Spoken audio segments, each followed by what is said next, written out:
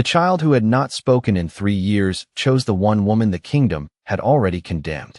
Grace Miller knelt on the black marble floor of Obsidian Hall with her hands folded in her lap, because shaking would only give them one more reason to call her weak.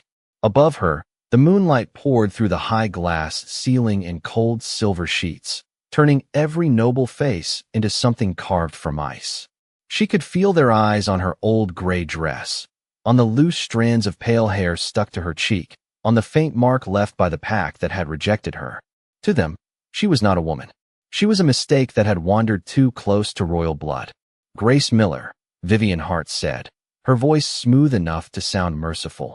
You were brought into this court as a servant, tolerated as an Omega, and warned never to approach the royal heir. A soft murmur moved through the hall. Grace kept her gaze lowered, but she saw Caleb Rhodes from the corner of her eye, standing among the visiting alphas in a tailored black coat, the same man who had once looked at her in front of an entire pack and said she was too broken to be claimed. Tonight, he smiled like her humiliation belonged to him. At the far end of the hall, King Alexander Blackwood sat on the obsidian throne, silent, broad-shouldered, and still as a storm waiting behind a mountain. His gold eyes did not soften. They never had. Not for councilmen, not for enemies, and certainly not for a rejected Omega accused of disturbing his son. The heir screamed when she was near him. Vivian continued, lifting her chin. He refused his guards. He refused his healers. He reached for her. That is not comfort. That is manipulation. Grace's throat tightened. She wanted to say that Oliver had not screamed because of her. He had screamed because the room had smelled of burning silver and winter roses. He had screamed because everyone kept touching him like he was a symbol instead of a frightened little boy. But an Omega's truth weighed less than a noblewoman's lie. The council's silver seal was carried forward on a velvet cushion, its surface gleaming with ancient law. Once it touched the stone before her, her name would be stripped from every pack record in the kingdom. No home, no protection, no appeal. Vivian stepped closer, her perfume too sweet, like roses left too long in a closed room. Look at her, Your Majesty, she said, turning toward Alexander. She is nothing. Let the court remember what happens when nothing reaches for the crown. The hall went still. Grace felt the silence settle over her shoulders, heavy and cold. Then, from behind the carved doors of the royal wing, came a sound no one expected. Small footsteps. Fast. Uneven. A guard whispered, "The prince." Every head turned. Oliver Blackwood, the silent heir of the Alpha King, stood in the doorway in his white sleep shirt, barefoot on the dark stone, his small hands clenched at his sides. For 3 years, the court had waited for his voice. For 3 years, healers had prayed, councils had argued, and Alexander had ruled with an heir who looked at the world as if words had abandoned him. Now the child walked straight past Vivian, past the guards, past the silver seal. Grace forgot to breathe when he stopped in front of her. His golden eyes were wide, wet, and terrified, but when he reached for her, his little fingers found the sleeve of her gray dress with complete certainty. "Oliver," Alexander said, and for the first time that night, the king's voice cracked through the room like thunder held back by will alone. The boy did not look at him. He pressed himself against Grace's side, as if he had crossed a battlefield only he could see. Then he lifted his face to hers, opened his mouth, and broke 3 years of silence with one word. "Mother." The silver seal slipped from the councilman's hand and struck the marble with a sound that echoed through the entire hall. Vivian went pale. Caleb's smile vanished. Every wolf in the room froze, because royal blood did not choose by accident. Grace stared down at the child clinging to her, her heart pounding so hard it seemed to shake the stone beneath her knees. Across the hall, King Alexander Blackwood rose from his throne, and the question in his eyes was more dangerous than any verdict the court could give. Why had his silent son just called a rejected Omega his mother? No one moved until Alexander Blackwood stepped down from the obsidian throne. Each step he took sounded too calm for the chaos unfolding inside the hall, a slow command against stone, and every noble lowered their eyes as if the air itself had become dangerous. Oliver did not turn around. The little prince stayed pressed against Grace Miller's side, his small fingers locked into her sleeve with a strength that made her chest ache. Grace did not dare touch him back at first. She knew what the court saw, A rejected Omega on her knees, a royal child clinging to her, and a word that had no place in that room. Mother. It still trembled in the silence. Alexander stopped a few feet away, tall enough to cast his shadow over both of them. His gold eyes moved from his son's pale face to Grace's, searching for a trick, a spell, a reason that could fit inside the laws of his kingdom. Oliver, he said again, quieter this time. The boy flinched, not from fear of his father, but from the weight of too many eyes, too much marble, too many whispers gathering like cold rain. Grace felt the tiny movement through the fabric of her dress, and something inside her softened before she could stop it. She lowered her voice until it was almost nothing. Breathe, little wolf. A ripple of outrage passed through the council, but Oliver listened. One breath, then another. Alexander saw it. So did Vivian Hart, whose perfect face tightened as if Grace had stolen something in front of the entire kingdom. For 3 years, Oliver Blackwood had been the locked door at the heart of the palace. He had stopped speaking after the night at Blackpine Pass, when the royal carriage returned without the queen and the snow outside the northern road was covered in broken lantern light. No one told the story clearly. Servants whispered it in kitchens. Guards stopped talking when footsteps approached. Councilmen called it a tragedy, then a weakness, then a political problem. But Grace had heard enough during her months of serving in the lower corridors to know that the heir had not simply gone silent. The world had become too loud for him. He could not stand silver bells. He hid from winter roses. He pushed away healers who smelled of bitter tonics and old fear. He refused velvet jackets, formal shoes, and the heavy crown-shaped pin they tried to fasten near his collar for ceremonies. Some days, he would sit beneath the nursery window for hours, staring at the dark pine forest beyond the palace walls as if waiting for someone who could not return. Other days, the court called him wild because they had no gentler word for a child who trembled when adults crowded too close. Vivian had used that fear beautifully. She had stood beside Alexander at council meetings and said the kingdom needed a Luna who could restore order. She had worn soft colors, spoken in soft tones, and looked at Oliver like he was a cracked heirloom she intended to polish until it obeyed. Yet now, in front of everyone, the prince had walked past her without seeing her at all. He had walked to Grace, a servant, an Omega, a woman with no title, no family protection, and no reason to be chosen.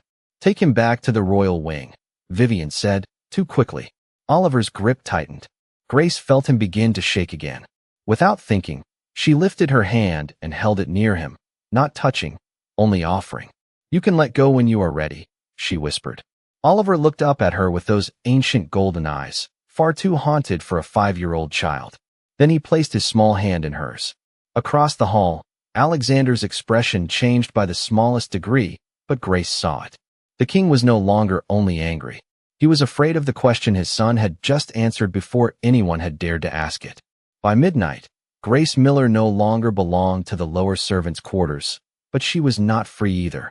2 royal guards escorted her through the western corridor with Oliver Blackwood walking between them, his small hand still wrapped around 2 of her fingers as if the entire palace might swallow him if he let go. No one called her a guest. No one called her innocent. The council's decision followed behind her like a cold chain. She would remain inside the royal wing for 3 days under observation, and if the air worsened, the punishment delayed in Obsidian Hall would return with sharper certainty. Grace understood the meaning beneath their polished words. They were not keeping her because they trusted her. They were keeping her because Oliver had chosen her in front of too many witnesses to pretend it had not happened. The royal nursery was larger than the entire cabin she had once shared with her mother, all moonlit windows, carved oak shelves, folded blankets, and silent toys arranged with the careful sadness of things no child had touched in years. Oliver paused at the doorway. His breathing changed. Not loud, not dramatic, just a tiny break in the rhythm, like a bird striking glass. A healer stepped forward with a silver tray of calming tonic, and the boy drew back so fast his shoulder brushed Grace's skirt. Stop, Grace said before she remembered she was speaking in front of kings and councilmen. The room went still. The healer stiffened. Vivian Hart, who had followed them with her perfect composure restored, tilted her head. The Omega gives orders now. Grace swallowed, but she did not lower her eyes. The tray smells like the hall.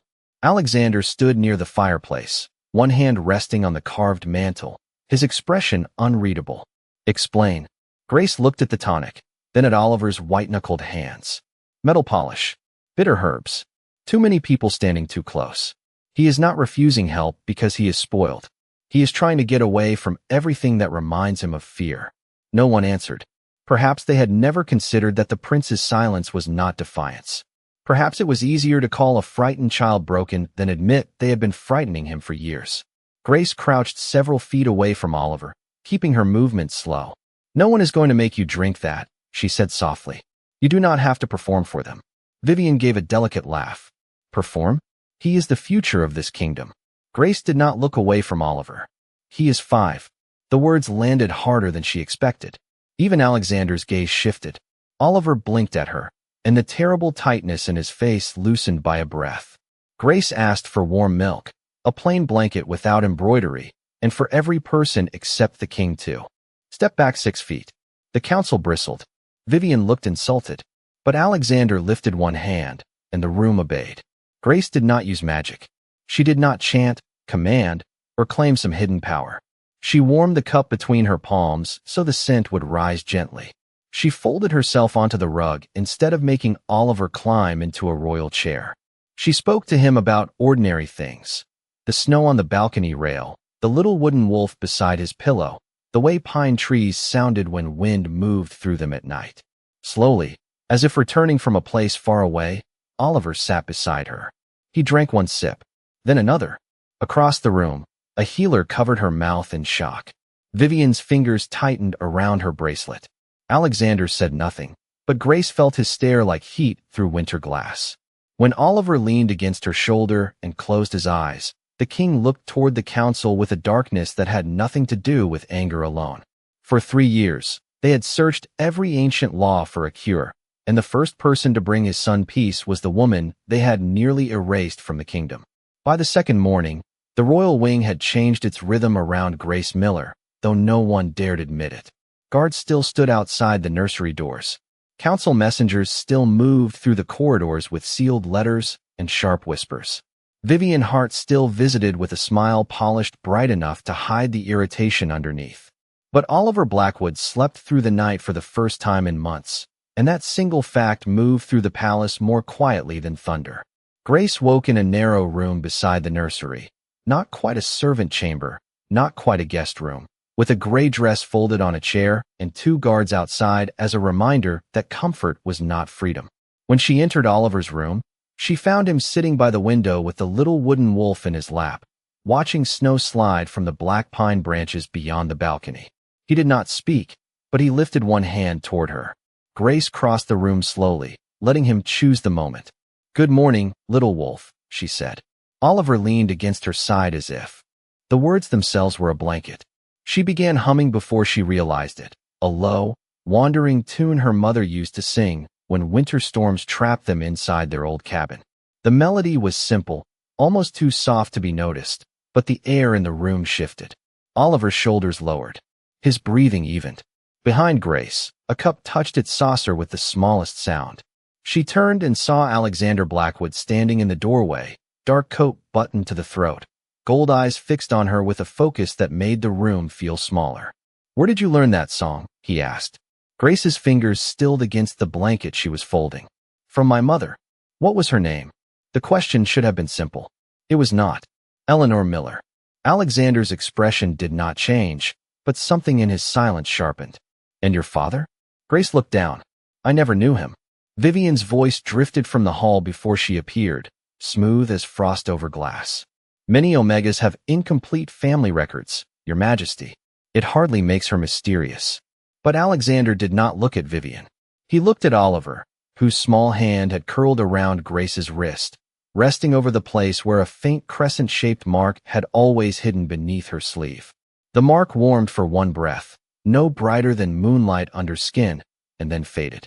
Grace pulled her sleeve down quickly, but not before the king saw. By noon, Alexander had sent for the old pack registries. By afternoon, 3 archivists stood trembling in his private study while leather-bound records lay open across the table.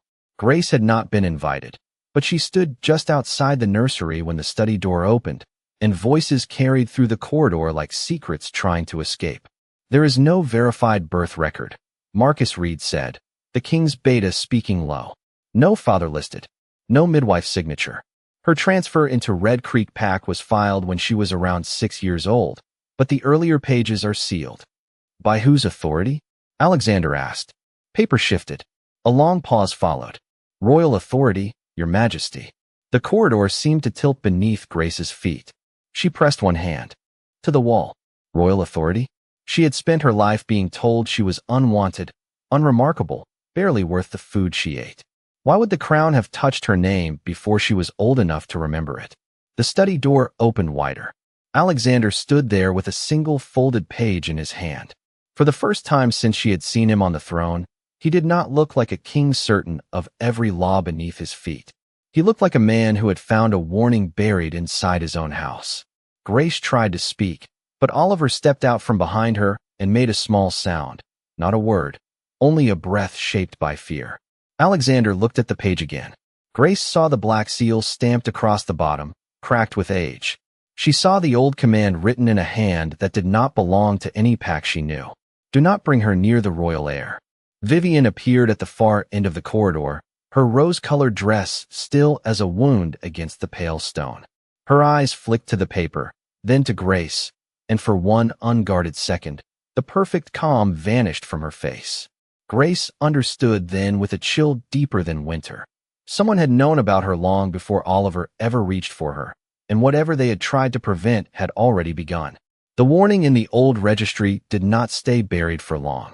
By sunset, every important corridor in the palace carried a different version of Grace Miller's name, each one colder than the last.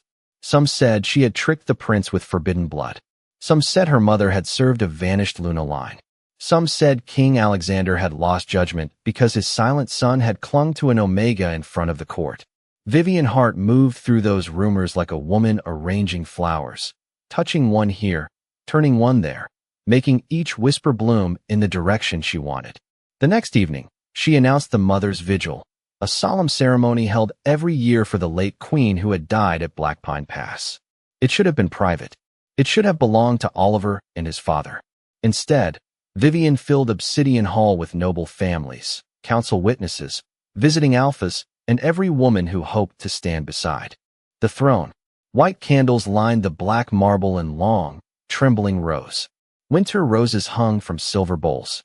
A portrait of Oliver's mother stood beneath a veil of pale silk, beautiful and distant, her painted eyes watching the room with a sadness no artist could soften. Grace had been ordered to remain in the side corridor with the servants.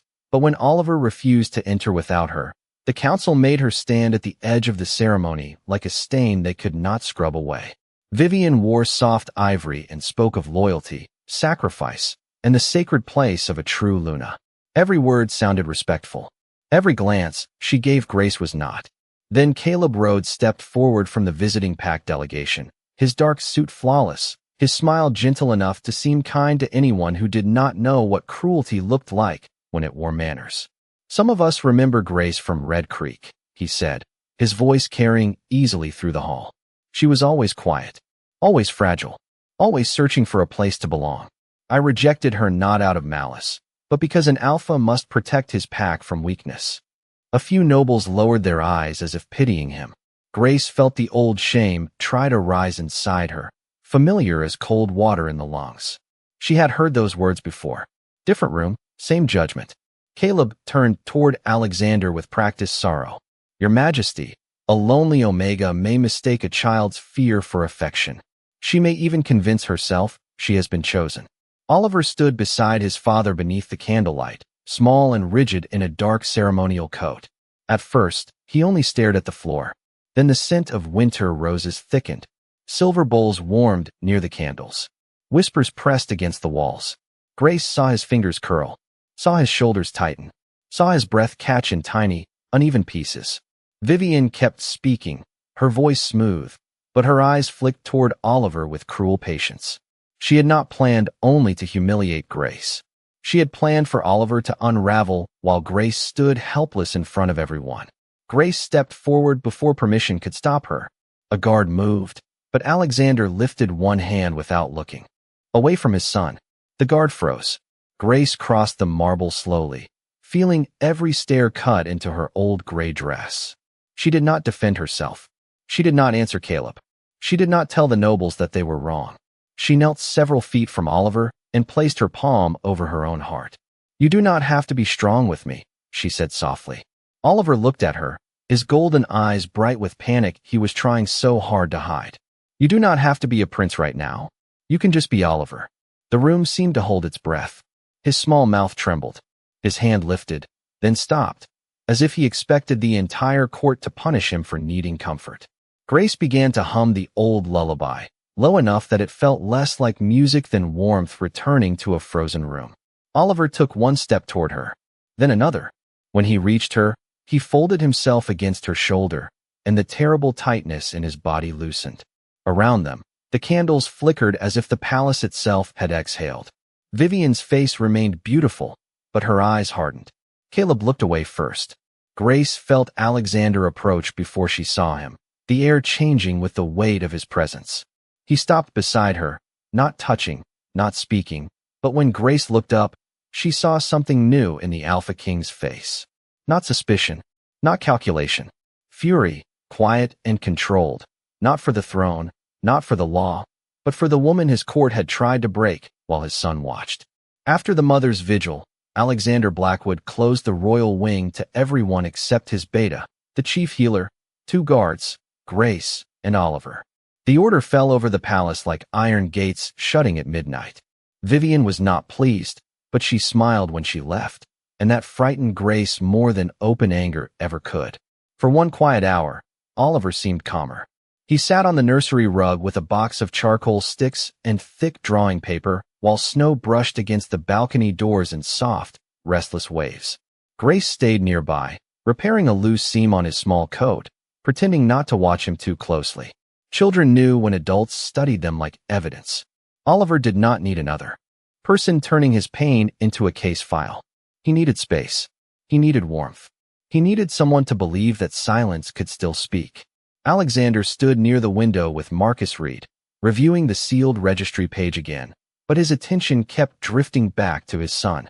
Grace noticed how the king softened only when he thought no one could see it. His shoulders remained straight. His face remained controlled. Yet whenever Oliver shifted, Alexander's gaze followed with a quiet ache that no crown could hide. Then the charcoal snapped. Oliver froze. Grace looked up. The little prince stared at the broken piece in his hand, as if it had become something else. His breathing shortened. Before anyone could move toward him, Grace set the coat aside and lowered herself onto the rug several feet away. "It is only charcoal," she said gently. "You are safe here." Oliver did not answer. He began drawing faster, his small hand moving across the paper in hard, urgent lines. A road between black pine trees. A carriage lantern tipped sideways. Snow falling in sharp strokes. A silver bell hanging from a ribbon. A woman's outline beneath a veil of winter roses. Grace's skin went cold. Not because the picture was frightening, but because it was specific. Too specific for a nightmare that adults had dismissed as confusion. Oliver drew another figure near the trees, tall and narrow, with a dress marked by rose-shaped shadows. Then he pressed the charcoal so hard the paper wrinkled beneath his hand. Vivian. Grace did not say the name aloud, but the thought passed through her like a crack across frozen glass. Alexander crossed the room in 2 strides and stopped behind her. The air changed. Marcus went silent. The healer whispered a prayer under her breath. Oliver pointed to the silver bell, then to his own throat.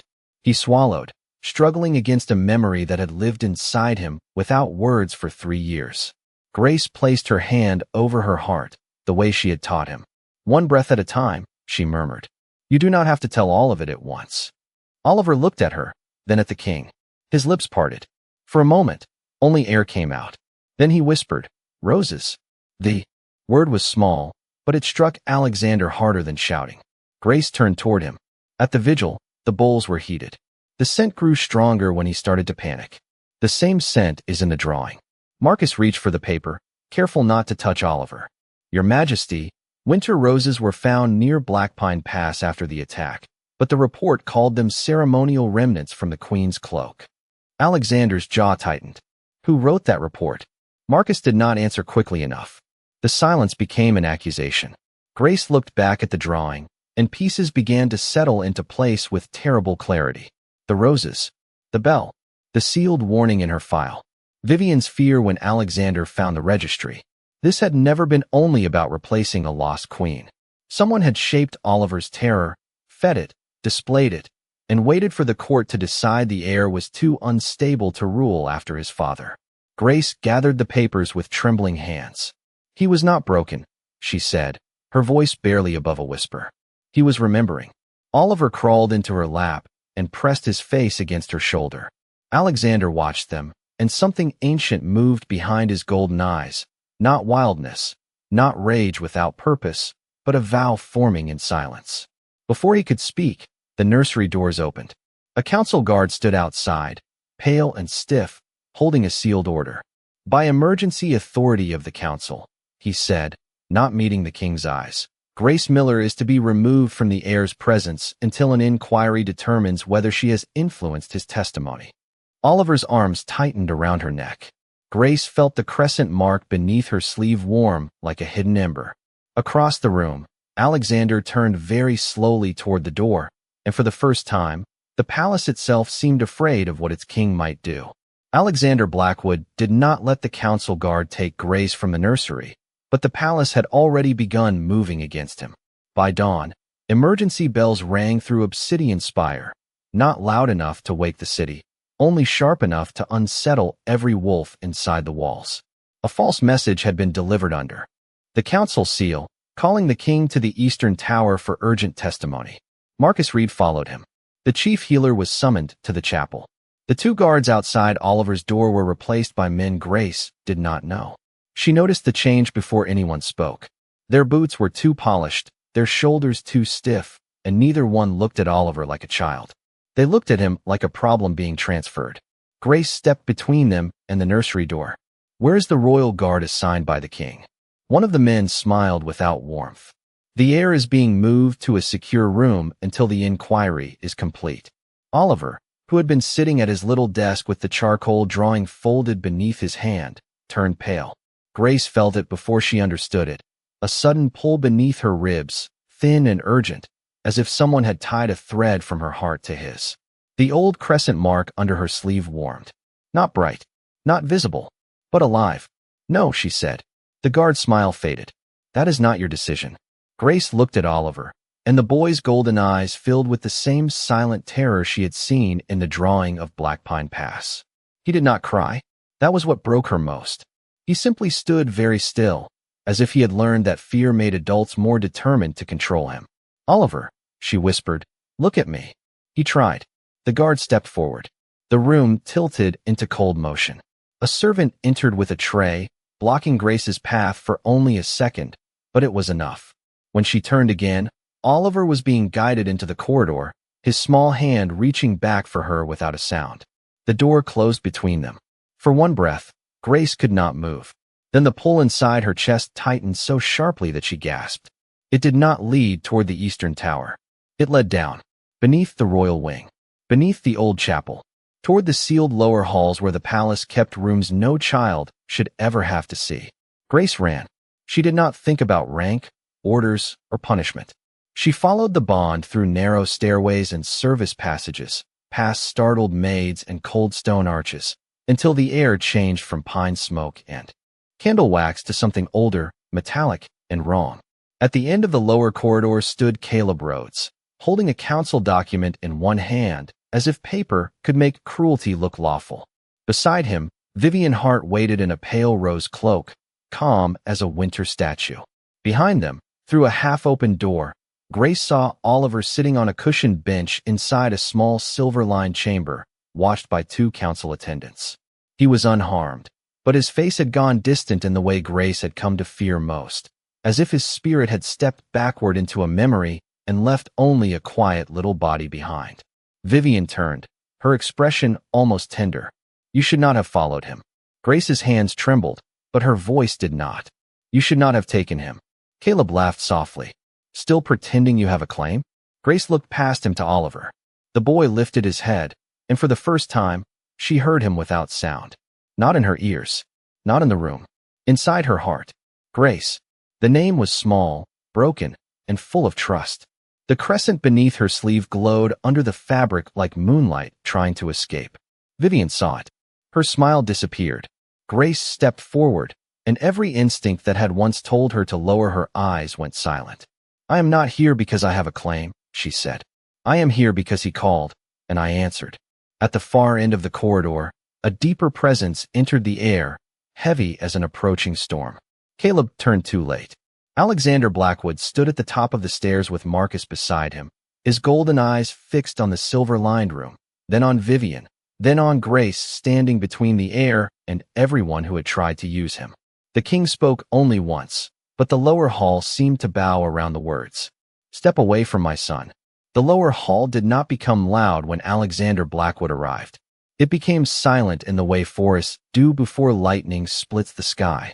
Caleb Rhodes lowered the council document by an inch, and Vivian Hart's pale fingers tightened around the clasp of her rose cloak, but neither of them stepped aside fast enough. Oliver sat inside the silver-lined chamber, his little shoulders folded inward, his eyes fixed on Grace as if she were the only door left in the world. Grace felt the pull between them deepen, warm and aching beneath her ribs, not ownership, not magic shaped like command, but trust so pure it seemed older than law. Alexander crossed the corridor without raising his voice. "Open the room." One attendant fumbled with the latch. Vivian moved first, placing herself between the king and the chamber with a graceful desperation that almost looked like courage. "Your Majesty, think carefully. The court must see what she has done." The heir was stable until she came near him. Now he follows her voice, answers her presence, and rejects everyone else. That is not healing. That is influence. Grace looked at Oliver through the open doorway. His lips were pale, but he was watching her hand, watching the crescent mark glowing brighter beneath her sleeve. Caleb seized the moment, turning toward the guards gathering at the stairwell. "Bring witnesses. Bring the council. Let the kingdom see whether the Alpha King protects his heir or the Omega who has bewitched him." The words traveled upward faster than footsteps. Within minutes, the accusation dragged them all back into Obsidian Hall, where the candles from the vigil still burned low and the nobles filled the gallery in a wave of silk, dark suits, and hungry fear. Grace stood in the center of the marble floor with two guards on either side, Oliver several yards away beside Alexander, and Vivian before the council like a wounded saint. She entered a restricted chamber, Vivian declared. She interfered with royal custody. She has placed herself between the heir and every lawful authority in this kingdom. Caleb stepped forward with solemn eyes. I saw her follow him. I saw the child respond to her before anyone gave permission. Red Creek rejected Grace Miller because there was always something wrong in her blood. A murmur swept the hall. Grace did not answer him. She had spent too many years trying to convince people who needed her small so they could feel strong. Instead, she looked at Oliver. The boy was trembling again, but this time his fear did not carry him backward. It carried him forward. He pulled free from the ceremonial aide holding his shoulder and walked into the open space before anyone could stop him. Alexander reached, then stopped himself, as if some instinct told him this choice had to belong to his son. Oliver crossed the marble to Grace. The crescent mark on her wrist brightened, spilling soft silver light through the fabric. Gasps rose from the gallery. Outside the tall glass windows, the wolves of the royal grounds began to gather in the snow, one by one, their pale shapes lining the courtyard beneath the moon. Oliver placed both hands over Grace's wrist. The mark answered him, not with fire, not with force, but with a gentle radiance that moved across the floor like moonlight over water. The chief healer stepped forward, her face drained of color. That is a Luna healer mark, she whispered. An old one. Vivian's composure cracked. Impossible. Oliver turned toward the court. His small voice shook, but it did not break. She did not steal me. Every noble froze.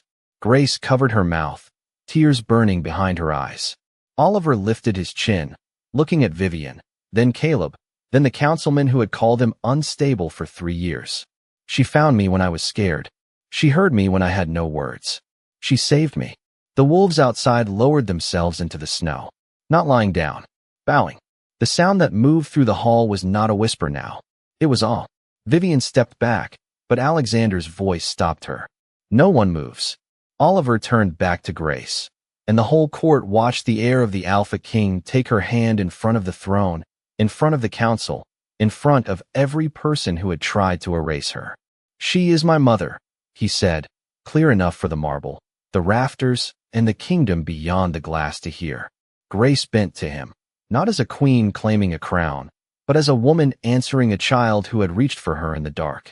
Alexander came to stand beside them, his shadow falling not over Grace, but around her like protection. When he looked at the council, his eyes held the cold certainty of a king who had finally seen the truth hidden inside his own court. Vivian had not feared Grace because she was dangerous. She had feared her because the royal bloodline had recognized her first. The wolves outside remained bowed in the snow until the last whisper in Obsidian Hall died. No one in the court dared pretend they had not seen the mark answer Oliver's touch. No one dared call it coincidence when the ancient Luna Healer light rested over Grace Miller's wrist like a moonbeam that had finally found its way home. Alexander Blackwood stood beside her and his son, not as a man caught between law and feeling anymore, but as a king who had discovered that the law itself had been used to hide a lie. He turned to Marcus Reed, and his voice carried through the hall without needing to rise. "Seal the council records. Detain every witness connected to the Blackpine report. Vivian Hart and Caleb Rhodes will answer under royal oath before sunrise." Vivian's face emptied of color, but she did not receive the dramatic escape she had imagined for herself. The guard she had once commanded stepped aside from her, as if her name had become ash in the air. Caleb looked toward the visiting alphas for support, but not one of them moved. The same court that had smiled at Grace's shame now lowered its eyes from her mark, from Oliver's hand in hers, from the truth standing alive in front of them. Vivian tried one final time to lift her chin. "Your Majesty, you cannot place a rejected Omega above noble blood." Alexander looked at her, and the silence that followed was colder than the snow pressing against the windows. "I am not placing her above anyone," he said. "The wolves already did." Outside, as if the kingdom itself had answered, a low howl rolled across the courtyard, deep and solemn, followed by another, then another, until the sound moved around Obsidian Spire like a crown made of living breath. Grace felt Oliver lean against her side. His little fingers were warm in hers now, no longer desperate, no longer afraid that letting go meant being taken away. She bent slightly and brushed a strand of pale hair from his forehead. The court watched, expecting triumph, perhaps expecting her to look at Caleb with revenge or Vivian with hatred. Grace did neither. She only looked at the child who had crossed a room full of enemies to reach her, and her heart softened in the place the world had tried hardest to make cold. "You are safe," she whispered. Oliver nodded once, as if he believed her more than he had ever believed a throne, a guard, or a law. The chief healer approached with trembling respect and bowed her head to Grace, not deeply enough to make a performance, but honestly enough to make the room understand. "The mark is real," she said. Her line was hidden, not broken. Marcus placed the sealed registry page before the king, along with the altered Blackpine report and the names of those who had signed it. The truth did not arrive as fire. It arrived as paper, ink, memory, and a child brave enough to speak. Alexander ordered Vivian removed from all Luna candidacy and stripped of court influence until judgment was complete. Caleb lost his place among the visiting alphas and was sent under guard to face inquiry from his own pack, as well as the crown. There were no cruel spectacles, no need for blood on marble, no need for Grace to become what had hurt her. Their punishment was simpler and sharper. The lies that had carried them were taken away in front of everyone who had once believed them. Then Alexander faced the court again. "Grace Miller came here with no title, no protection, and no voice in this hall. You called her nothing. You called her weak. You called her unworthy to stand near royal blood." His gaze moved across the council until every noble seemed smaller beneath it. "From this night forward, she is under my protection. If the wolves have chosen her, this court will kneel or fall." One by one, the council bowed. Then the noble families. Then the visiting alphas. Grace stood very still, not because she was afraid, but because the world had changed too quickly beneath her feet. Oliver tugged her hand. When she looked down, he gave her the small wooden wolf he had carried from the nursery. its edges worn smooth by years of silent comfort. "Stay," he said. Not a command. A hope. Grace closed her fingers around the little carving. Across from her, Alexander's expression softened in a way no one else in the hall had ever seen. He did not reach for her too quickly. He did not claim what had not been freely given. He simply bowed his head to her, the Alpha King before the rejected Omega, and in that gesture the entire court saw the old order crack. Near dawn, after the hall emptied and the candles burned low, Grace sat by the nursery window with Oliver asleep against her side. Snow stopped falling over the black pines. The first pale light touched the glass. Alexander stood in the doorway, quiet, watchful, no longer a threat in the dark, but a shelter at its edge. Grace looked at the sleeping child, then at the glowing crescent fading softly beneath her sleeve. She had entered the